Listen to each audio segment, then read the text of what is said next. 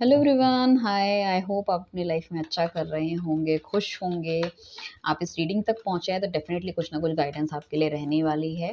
जैसे कि आपने थंबनेल का टॉपिक देखा है, बेसिकली हम बात करने वाले हैं कि आपका जो पार्टनर है, ठीक है ना, उसकी लाइफ में आपकी वैल्यू कितनी है, कितनी वैल्यू वो आपकी समझते हैं। इफ़ इन केस अगर आप नो कॉन्टैक्ट सिचुएशन में हो, सो क्या वो आपको मिस कर रहे हैं, कितनी वैल्यू वो आपकी कर रहे हैं, कितना याद आपको कर रहे हैं, आपके ना होने से क्या प्रॉब्लम उनकी लाइफ में चल रही है, इमोशनली, फाइनेंशियली या mentally, physically, what is this, ठीक है, what is that.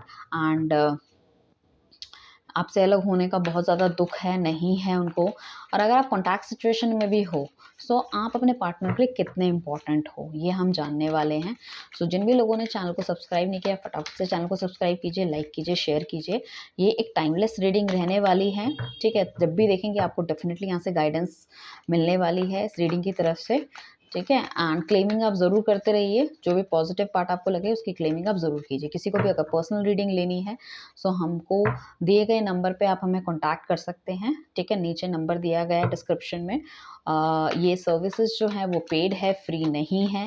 And crystal product के लिए, जेन्युइन क्रिस्टल प्रोडक्ट के लिए, अकॉर्डिंग टू योर थिंग्स हम आपको लाइक एक्टिवेट करके देंगे, तो उसके लिए भी आप हमें कांटेक्ट कर सकते हैं। आइए जाने आपकी जो इम्पोर्टेंस है आपकी पार्टनर की लाइफ में है क्या,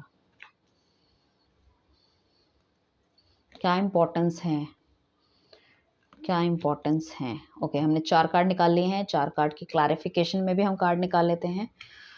2 of cups, 7 of pentacles, king of sword.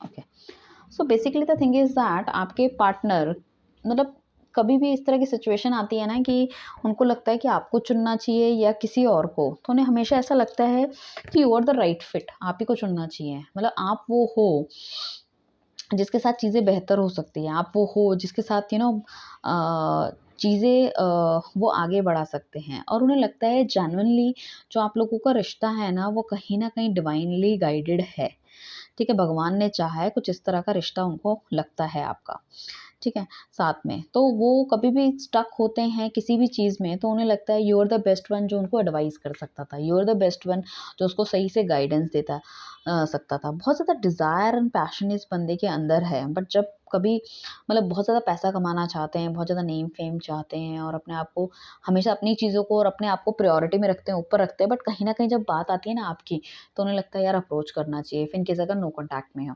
ठीक है। अगर आप ऑलरेडी कॉन्टैक्ट में हो, सो डेफिनिटली मतलब उसे ऐसा लगता है कि you are like a mother figure, you are like wife, wife material हो या हस्बैंड मटेरियल हो या फादर मटेरियल, जिसके साथ वो कंफर्ट फील करते हैं, जिसके साथ वो अपना सारा सुख दुख शेयर कर सकते हैं, जो ऐसा लगता है कि भगवान ने उनकी लाइफ में दिया। मतलब आप एक तरह से समझ लीजिए कि उनकी लाइफ के एंजल हो आप, एंजल हो, ठीक है ना। अब आप अगर जो लोग अपने पार्टनर से दूर हैं या बातचीत नहीं है या अनबन है या पहले वाले की तरह वो स्पार्क नहीं रहा, सो कहीं न कहीं उन सब चीज़ों से बहुत परेशान होते हैं, वो बहुत याद करते हैं पुराने वाले दिनों को। एंड खुद ही उनको अंदर से ऐसे रिग्रेट सा फ़ील होता रहता है कि यार मेरे साथ ऐसा क्यों हुआ? मतलब अल्टीमेटली मतलब मैं कहूँ कि अगर सब कुछ ठीक चल रहा है, छोटी-सी लड़ाई, ये झगड़ा या कुछ इस तरह की अनबन आप दोनों के बीच में हो जाती है ना, उनका सो पाना मुश्किल हो जाता है। ही इज़ लाइक दैट कि यार मैं क्या करूँ? मैं कैसे समझाऊँ उसको? मैंने क्यों कर दिया ऐसे?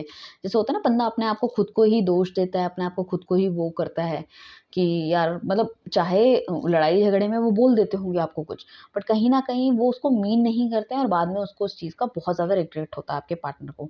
लड़का-लड़की जो भी है आपका पार्टनर, वो आपको बेहतर पता होगा। ये जेंडर स्पेसिफिक रीडिंग नहीं होती है, ठीक है ना? सो था, थी, लड़का-लड़की इस पे ना जाइएगा। उन्हें ऐसा लगता है कि सबसे अच्छी गाइडेंस उनको आप देते हो इन रिलेट टू फाइनेंस। कहीं न कहीं आप उनको फ़िज़ूल खर्ची करने से रोकते थे या फिर सही जगह इन्वेस्ट करने की गाइडेंस देते थे। तो वो वाली भी चीज़ें कहीं न कहीं लैक हो लग रही है। और अब जब से आप उनकी ज़िंदगी में नहीं हो सकता है उन्होंने कोई ऐसी जॉब जॉइन कर ली जहाँ उन्हें लग रहा है कि यार मेरी ग्रोथ ही नहीं हो रही, या कुछ ऐसा प्रोजेक्ट कर लिया जहाँ पैसा बहुत लग रहा है बट कोई फ्रूटफुल रिजल्ट्स नहीं आ रहे, या ऐसे बिज़नेस में इन्वेस्ट कर दिया जहाँ पे कि उन्हें लग रहा है कि प्रॉफ़िट मार्जिन तो बहुत दूर-दूर तक है, इस बिज़नेस में तो और पैसा डालना पड़ेगा। तो कुछ ना कुछ ऐसा है जो कहीं न कहीं आपकी गाइडेंस और चीज़ों को बहुत ज़्यादा मिस करते हुए नज़र आ रहे हैं, ठीक है। आपके पार्टनर को इस बात की तो पूरी-पूरी श्योरिटी है कि आप कहीं नहीं जाओगे उनको छोड़ के। उन्हें ऐसा लगता है ये तो बस बंदा या बंदी जो भी है ना, ये तो मेरी ही मेरी है, चाहे मैं इसको कितना भी डोमिनेट करूँ। ये थोड़ी-सी उनकी नेगेटिव अप्रोच है। चलो ये ठीक है कि बंदा मेरा है, कहीं नहीं जाएगा मुझे छोड़कर। बट ये थोड़ा-सा डोमिनेटिंग नेचर अगर उनका है तो उन्हें लगता है कि ये मुझे छोड़ के कहीं नहीं जाएगा, इस पे तो मेरा पूरा हक है। तो अभी अगर आप बातचीत नहीं कर रहे हो, सो वो चीज़ें कहीं न कहीं उनको खलती हुई नज़र आ रही है। But he is so confident, she is so confident कि आप उन्हें छोड़ के नहीं जाओगे और अप्रोच डेफ़िनेटली आप ही करने वाले हो। देखो अगर आप सोच रहे थे उन्हें अप्रोच करने की या किसी तरह से, तो मुझे लगता है आपको थोड़ा-सा रुकना चाहिए। ताकि इनका जो ये वाला नेचर है ना कि भैया मैं क्यों पीछे मुड़ूँ या मैं क्यों झुकूँ, सामने वाला झुकेगा। सो वो वाली चीज़ों में थोड़ा-सा चेंज आएगा, क्योंकि फिर जो होता है ना ये वाला पैटर्न हमेशा चलता ही रहता है कि सामने वाला ही झुकेगा या सामने वाला ही करेगा, why should I do that, है ना? समझ रहे हो आप? सो वो वाली चीज़ें कहीं न कहीं मुझे ऐसा लगता है कि आपको थोड़ा-सा वेट करना चाहिए उनका ही। Let him come. ठीक है ना? आप ही क्यों हमेशा उनके पैरों के नीचे बिछो या चीज़ें सही करने की कोशिश करो। एक बार उनको भी अप्रोच करने का मौका दिया जाए, उनको भी ये सोचने का मौका दिया जाए कि हाँ भई, अ, उनको भी कुछ करना चाहिए, उनके भी कुछ कर्तव्य बनता है इस रिलेशनशिप के लिए, ठीक है? एंड कहीं न कहीं ये जो रिलेशनशिप खत्म हुआ था, उन्हें ऐसा भी लगता है कहीं न कहीं उनकी ओवर एक्सपेक्टेशन थी इस रिलेशनशिप से। सो उन्हें ऐसा लगता है कि ओवर एक्सपेक्टेशन उनको नहीं करनी चाहिए थी और बहुत ज़्यादा ओवर एक्सपेक्टेशन उन्होंने कर ली। This is the major reason इस रिलेशनशिप को ख़त्म होने का। बट कहीं न कहीं उन्हें ऐसा लगता है कि लाइक आप जब भी उनके साथ होते हो, so you are so important कि उनकी लाइफ में ना नेगेटिविटी जैसे चली ही जाती है। मतलब जो नेगेटिव लोग आज उनकी लाइफ में है, जिसकी वज़ह से शायद उन्हें बहुत सारी चीज़ों का धोखा मिला या बहुत ज़्यादा पैसों का नुकसान हुआ, गलत जगह इन्वेस्टमेंट करा ली या कोई थर्ड पार्टी इन्वॉल्वमेंट भी अगर कुछ लोगों का हो गया था, तो कहीं न कहीं उन सब चीज़ों का टाइम बर्बाद होना, पैसा बर्बाद होना, ठीक है, मेंटल स्ट्रेस आना और जो उनकी जो अप्रोच थी वो प्रैक्टिकल नहीं थी, क्योंकि आप हमेशा उनकी अप्रोच जो थी ना वो बिल्कुल प्रैक्टिकल रखते थे कि भाई ये ऐसे ख्वाबी-वाला मत सोचो, this is the practical one. और उन्हें ऐसा लगता है कि जब आप उनकी लाइफ में थे, या जब आप उनकी लाइफ में जब तक रहोगे या जब हो, ठीक है ना? तो उसमें अभी हो या नहीं हो, ठीक है ना? दोनों ही चीज़ों में, सूरतों में उन्हें ऐसा लगता है कि आप जब तक रहोगे या जब थे, तो वो ना किसी गलत चीज़ों की तरफ कभी भी उनका इन्वॉल्वमेंट नहीं हुआ।